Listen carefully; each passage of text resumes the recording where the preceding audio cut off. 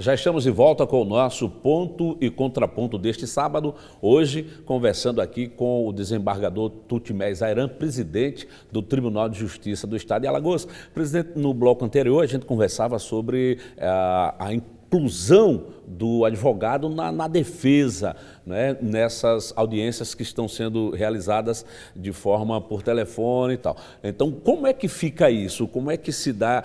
Aliás, não só advogado, mas todos os agentes envolvidos numa audiência.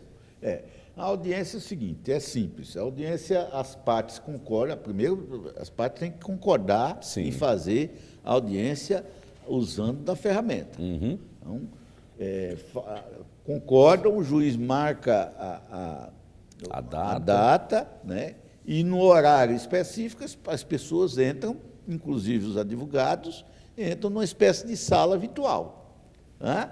Onde vão, naturalmente, realizar essa audiência. A ideia é que esse tipo de ferramenta continue, porque, independente do contato presencial, o fato é que ela produz economia enorme para as pessoas, né?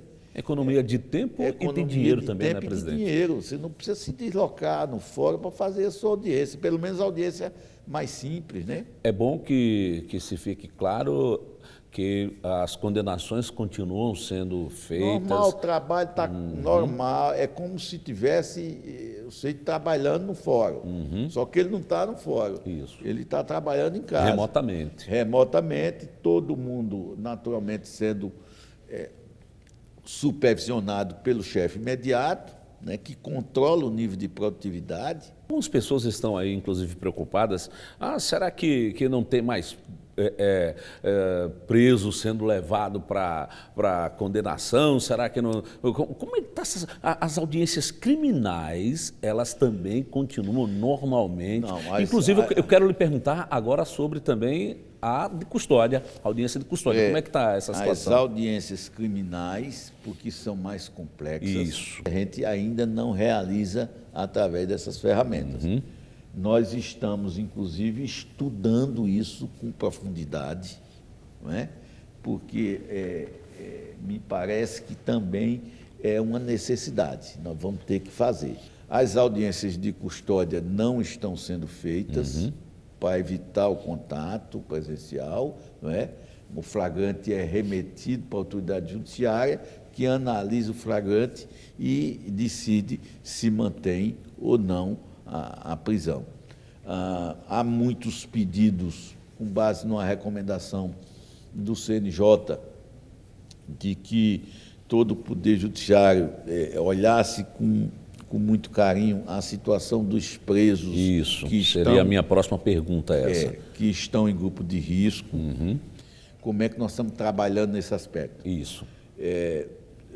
Entrou-se com o habeas corpus, a Defensoria entrou com o habeas corpus coletivo, pedindo a soltura de todos os presos que estivessem dentro do grupo de risco. A situação sistema prisional, até porque a carência de vagas, enfim, é uma situação quase sempre de superlotação. A superlotação força necessariamente o contato interpessoal, né? A aglomeração, né? Que deve ser evitada. Mesmo porque, veja, o Estado, quando condenou as pessoas à privação da liberdade, não os condenou à morte pelo contágio virótico. É verdade. Né? Então, nós temos que ter o zelo. Então, o que é que nós estamos fazendo?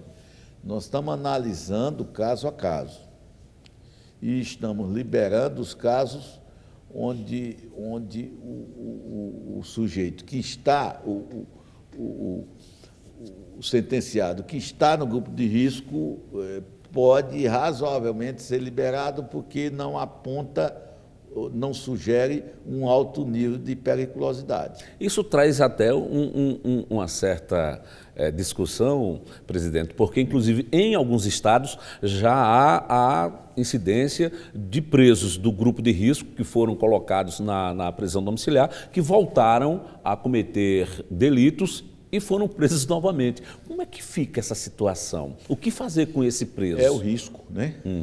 É o risco que se corre, mas é um risco calculado e um risco necessário, né? Ele é mandado, por exemplo, de novo para casa? Como é que... Não, se ele em liberdade, ele ganhou liberdade porque ele é grupo de risco, ele volta a delinquir, aí obviamente que não há perde o outra benefício, saída, a não ser perder o benefício da prisão domiciliar, não é? Ele volta para o convívio lá da prisão, porque, enfim, não se mostrou à altura do benefício que lhe foi concedido. Isso é absolutamente normal que seja assim, não é? Porque uma coisa é você proteger as pessoas que devam ser protegidas. Outra coisa é você enveredar pelo caminho da facilitação para a delinquência, que são coisas inteiramente diferentes, não é? Vamos agora entrar um pouco na esfera política da coisa, sim, presidente. Recentemente, inclusive, o Tribunal de Justiça emitiu aí um parecer, né, se contrapondo a um decreto número 13 de 2020, lá da Prefeitura de Teotônio Vilela, que flexibilizava a abertura e o funcionamento do comércio. Inclusive, na sua argumentação, o senhor disse que isso vai completamente de encontro, né, e atravessa a esfera outra, que seria, nesse caso, a esfera estadual, né? Uma invasão de competência, isso mesmo. Né? É isso que o senhor utiliza na sua argumentação. Na verdade, foram dois argumentos.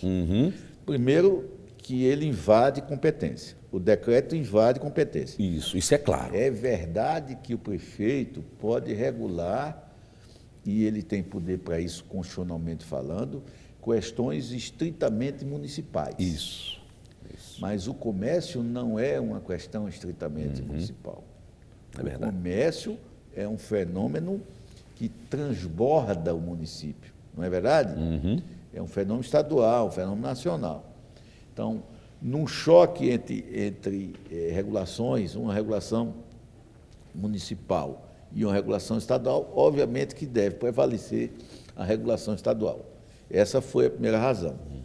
A segunda razão, é mais importante. O decreto do prefeito de Teotônio Vilela, e veja, eu quero dizer até que entendo, eu penso que o prefeito deve ter editado o decreto porque ele estava sendo muito pressionado pelas pessoas, sobretudo pelos pequenos comerciantes, que anseiam por ter os seus estabelecimentos abertos a fim de ganhar o pão de cada dia, né? Isso é justo, isso é legítimo, né? Mas o decreto lá do município de Teotônio Vilela vai na contramão, primeiro, do que estabelece o decreto do governador, segundo, do que estabelece as normas internacionais de combate ao corona, estabelecidas pela Organização Mundial de Saúde, né, um dos braços da ONU, um braço extremamente respeitado. E vai na contramão da ciência. Isso vale, diga-se de passagem, Exato. Inclusive para qualquer outro município que queira ir nessa contramão, né, presidente? Aí nós, com base nisso, com base no respeito à ciência também, e sobretudo, nós revogamos o decreto do prefeito e estendemos a decisão para todos os outros municípios. E o fizemos assim, Lauro, com uma absoluta tranquilidade, e acho até que os prefeitos devem ter me agradecido, porque tirou das costas deles uma grande responsabilidade. Uma enorme responsabilidade e uma enorme pressão. Sem dúvidas. Porque eu tenho certeza que todos eles estavam sendo pressionados. E aí, pode vir para minhas costas, não tem problema, vamos suportar, porque faz parte do nosso trabalho, do nosso dever. Mas o essencial é o seguinte: o que é que nós sustentamos no decreto? Nós fizemos uma ponderação. De um lado, a necessidade das pessoas de se sustentar. De um outro lado, a necessidade das pessoas de não se contagiar. Muito bem, você abre, por exemplo, você determina, não, pode abrir. Aí abre lá o barzinho de Teotônio Vilela. E o sujeito começa a vender a cerveja lá e vender o tira-gosto e ele sobrevive. Muito bem. Mas aquela sobrevivência de uma família pode gerar uma contaminação de dezenas e centenas de pessoas. Levando, inclusive, à morte de muitas pessoas. Que mais adiante podem manifestar os sintomas e podem precisar de uma UTI do sistema de saúde.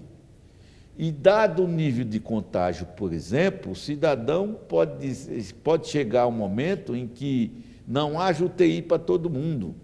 Então, na prática, os médicos vão estar escolhendo, e é uma escolha terrível, a escolha de Sofia, quem é que vai para a UTI e quem não vai. Na prática, vão estar decidindo quem é que vai morrer e quem é que vai viver. E, infelizmente, essa é uma realidade.